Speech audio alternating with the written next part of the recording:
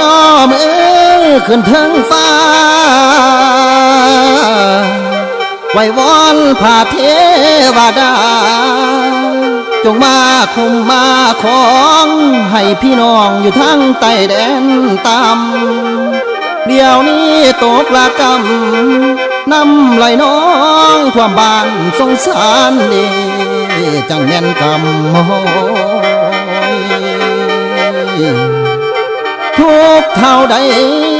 ผาดแห้งซ้ำน้ำฝนหลังฝนน้ำตาพ่อแม่เอ้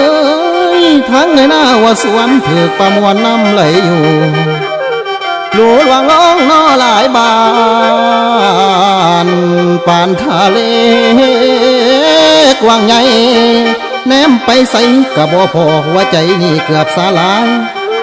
เป็นห่วงเลย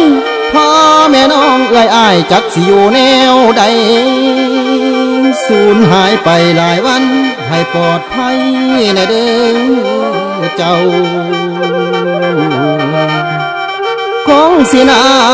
วคือสิหิวน้องหอดเขาอดเอาเด้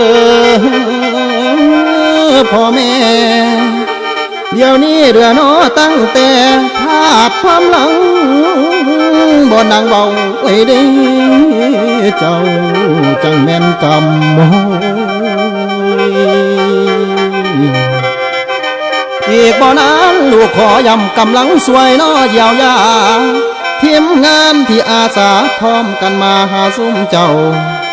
ดูตนเด็กทั้งคนเฒ่า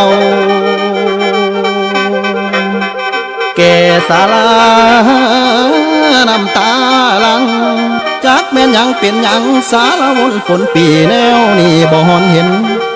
ลูกขอเป็นแห้งใจสวยวอนฝ่าฝนจงอำนวยอย่าตกซ้ำมาเติมให้มีกินมีดื่มทั่วถึงกันทุกทวนหน้าเลิอรุ่งป่าผู้พบภัย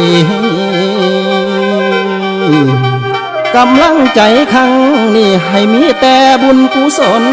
ขอบใจนำหลายๆคนที่แบ่งปันปัจจัยด้วยให้ทานรวยน้องเงินล้านฝ่าป่าทานบุญยิ่งใหญ่ผู้ขาขอย่อมือใส่อธิษฐานให้ผ่านพ้นทุกคนเจ้าจงสุขีเด้อละทาน